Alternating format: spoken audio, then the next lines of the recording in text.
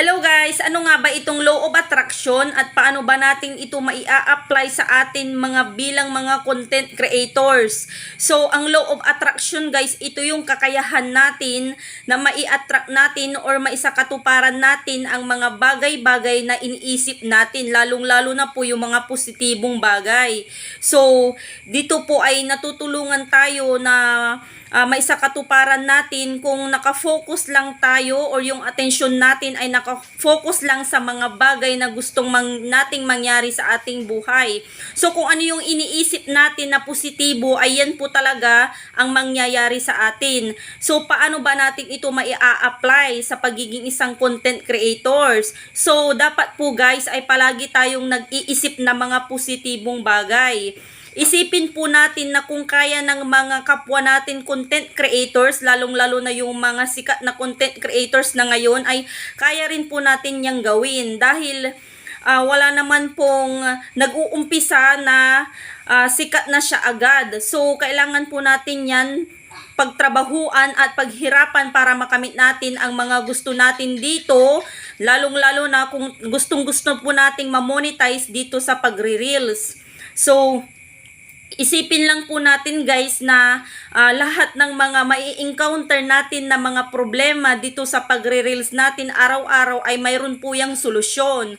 So malaki po ang maitutulong niyan sa atin bilang mga content creators na maging positibo palagi sa mga bagay-bagay.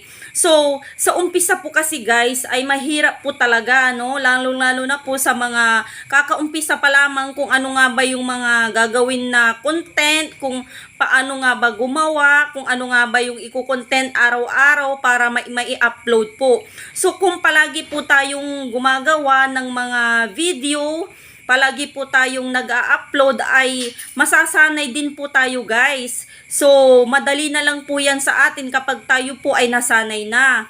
So, mahalaga po talaga guys na iset po natin yung ating mind na positive po tayo palagi, na meron po palagi tayong solusyon sa mga problema. So, pwede rin po nating i-encourage ang ating mga kapwa content creators na maging positive din po sila. So, pwede tayong gumawa ng mga content na mga inspiring, mga nakaka-encourage na mga content para kapag napanood yan ng kapwa natin content creators ay mai-inspire sila na pwede pala yung gawin yung ganyan or yung ganito. So, sa ganyang paraan ay hindi sila mahihirapan na gumawa ng mga content. At saka nakatulong na tayo sa kanila sa mga ganitong paraan or sa mga ganitong bagay.